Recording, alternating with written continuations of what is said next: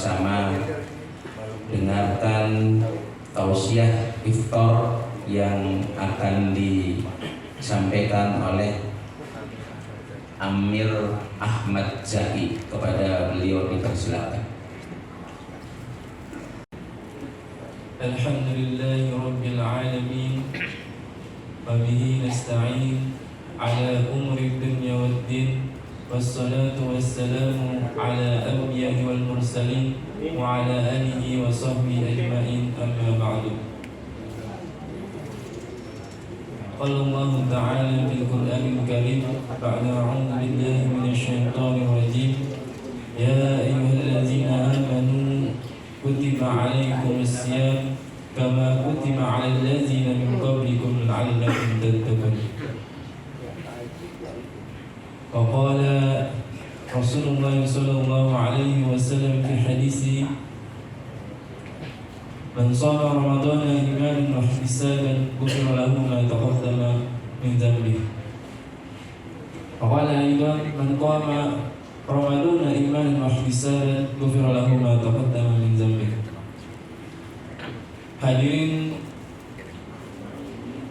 iftar jama'i Yayasan Al-Usmani PTDI, sebelumnya yang saya hormati para alim ulama, para guru-guru, terutama khususnya kepada Ketua Yayasan Al-Usmani, yaitu Ustadz Abah Hamidan LC, dan kepada di sini guru saya ada Pak Arifuddin sebagai dosen kami di kampus STPTDI, dan tidak kurang hormat dan takzim saya kepada yang lainnya yang saya tidak bisa sebutkan satu persatu. Pada kultum sore hari ini saya diberi judul dengan tema rukun dan syarat puasa.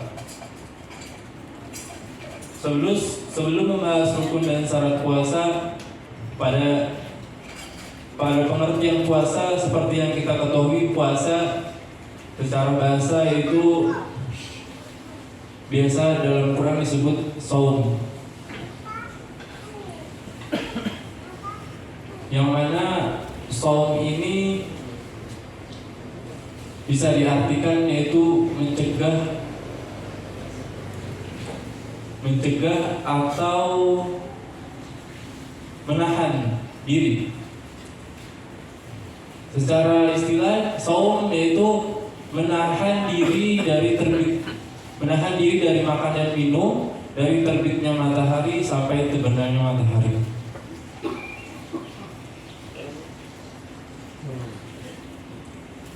Puasa pula, sebagaimana tadi dalil yang saya bacakan, ayyuhallazina amanu kutiba alaikumus syiyam, ini hanya diwajibkan untuk orang-orang yang beriman.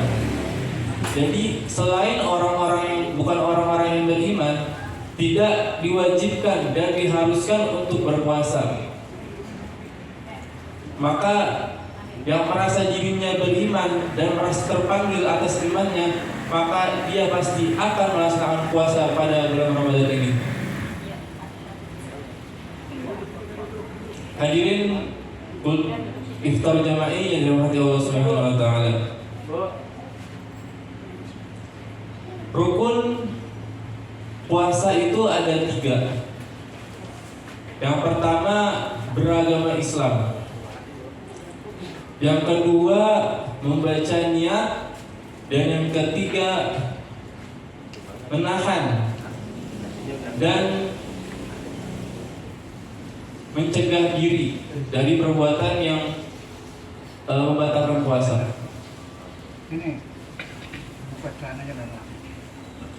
Adapun syaratnya ada 2, yaitu syarat wajib dan syarat sah puasa. Syarat wajib puasa ada 7.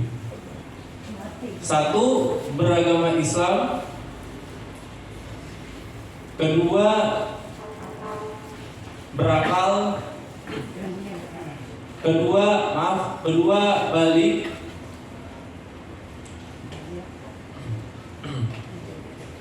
Hadirin yang dirahmati Allah Subhanahu wa taala. Yang ketiga, baru berakal. Yang keempat, sehat. Yang kelima, mampu. Yang keenam, tidak dalam perjalanan. Dan yang ketujuh, suci dari haid dan nifas.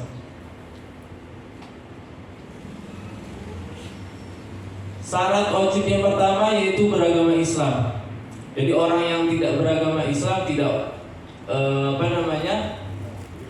tidak wajibkan puasa, dan untuk melakukan puasa itu syaratnya kita harus beragama Islam. Yang kedua, syaratnya balik. Jadi orang yang belum balik tidak diwajibkan puasa, tapi dianjurkan untuk melatih ya, terutama anak-anak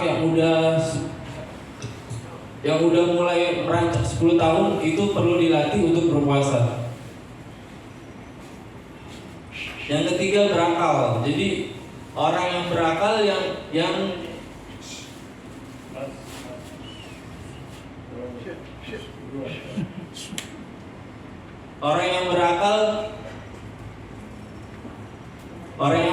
yang dapat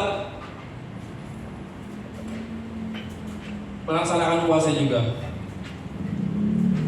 atau tidak gila ya. Jadi orang yang berakal atau tidak gila ini yang bisa melaksanakan puasa. Yang ketiga, sehat. Jadi orang yang sakit tidak bisa atau tidak diwajibkan untuk puasa karena kemampuannya untuk berpuasa tidak bisa. Seumpamanya sakit pada hari itu, badannya panas, demam tinggi, akhirnya tidak bisa puasa, maka dimaklumkan. Kemudian yang kelima, mampu. Dalam kemampuan puasa ini biasanya orang-orang yang sudah usia lanjut itu tidak diwajibkan puasa karena memang sudah tidak mampu, karena usianya sudah 60, 70 ke atas, biasanya memang sudah tidak mampu, tapi diwajibkan untuk membayar fidyah, yaitu membayar fidyah itu memberi makan orang miskin sesuai dengan apa yang dimakan oleh orang tersebut. Contoh, orang tersebut memakan sehari tiga kali dengan beras sekian, maka dia memberikan itu kepada orang miskin sesuai dengan kadarnya. Adapun yang keenam yaitu tidak sedang dalam perjalanan, yang mana orang-orang yang dalam perjalanan atau seorang musafir itu tidak diwajibkan untuk berpuasa juga.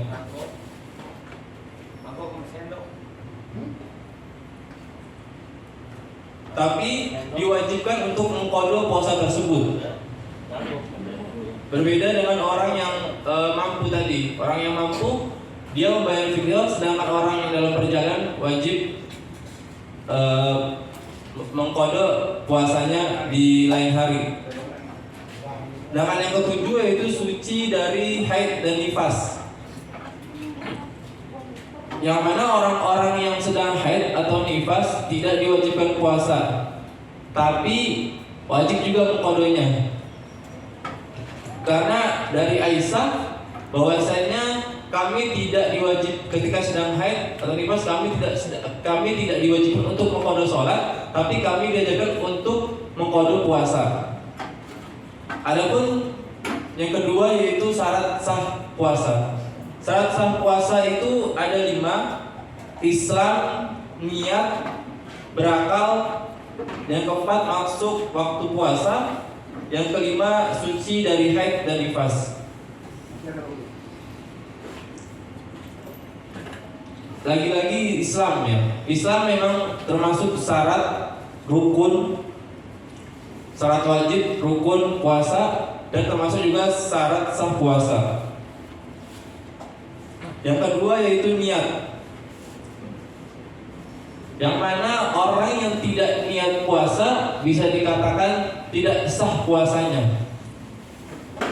Maka dari itu lebih baik kita niat itu di awal malam ketika selesai sholat tarawih atau mau tidur kita niat puasa, supaya ketika nanti kita sahur kita tidak lupa lagi untuk niat puasa. Yang ketiga berakal. Yang keempat masuk waktu puasa. Yang mana apabila ketika bulan 1 Ramadan ini kemarin setelah adanya ijma para ulama bahwasanya puasa pada hari Kamis, maka semua diwajibkan untuk puasa. Karena itu termasuk salah syarat sahnya puasa. Yang terakhir suci dari haid dan nifas.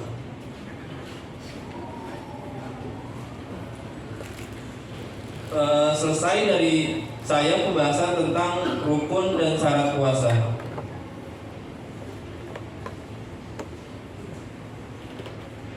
Kesimpulannya bahwa rukun ada 3, yaitu beragama Islam, membaca niat, menahan dan mengontrol diri. Kemudian syarat wajib puasa ada 7. 1 beragama Islam, 2 balik, 3 berakal dan tidak gila, 4 sehat, 5 mampu, 6 tidak sedang dalam perjalanan, 7 suci dari haid dan nifas. Adapun syarat sah puasa ada 5: Islam, niat, berakal, masuk waktu puasa, dan yang kelima suci dari haid dan nifas.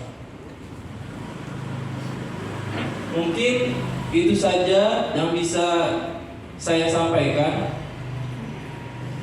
Apabila ada kekurangan dari saya, baik kesalahan dalam berkata ataupun beretika, saya memohon maaf sebesar-besarnya. Kita dibukakan pintu maafnya. Dan kelebihan hanya milik Allah Subhanahu wa taala, kebenaran hanya milik Allah Subhanahu wa taala. Astaghfirullahaladzim katsiran. Akhiru da'wana alhamdulillahi rabbil alamin. Assalamualaikum warahmatullahi wabarakatuh.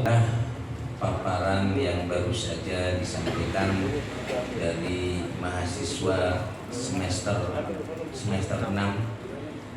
Prodi PAI, dengan harapan mudah-mudahan kita dapat memahami di dalam melaksanakan ibadah saum tadi telah dipaparkan.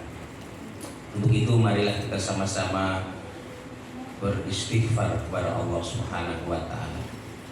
Asyhadu an la ilaha illallah, astaghfirullah, nas'aluka ridhaka wal jannah wa na'udzu bika min syakhatika wan nar. Asyhadu an la